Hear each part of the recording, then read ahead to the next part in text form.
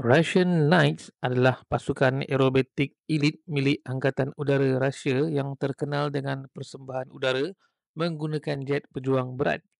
Mereka merupakan satu-satunya pasukan aerobatik di dunia yang melakukan formasi akrobatik dengan jet pejuang kelas berat seperti Su-27, Su-30SM dan Su-35S tanpa sebarang pengubah suaian khas. Russian Knight ditubuhkan pada 5 April 1991 di Pangkalan Udara Kubinka berhampiran Moskow.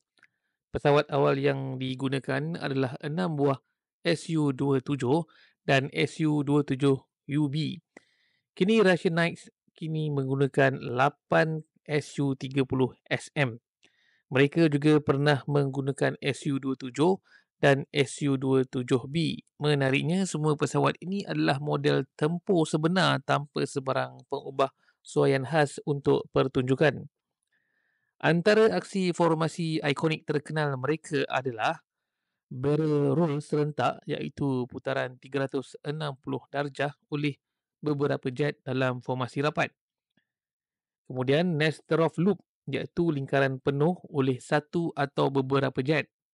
Keduanya adalah mirror, dua jet terbang selari, satu terbalik di atas yang lain.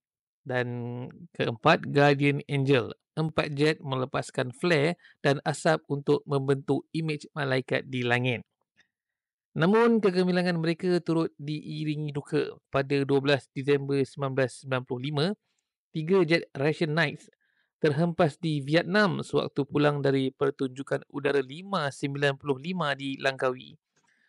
Kejadian itu mengakibatkan 4 juruterbang mereka terkorban. Walaupun begitu, mereka masih lagi mengungguli ruang udara di mana mereka terbang.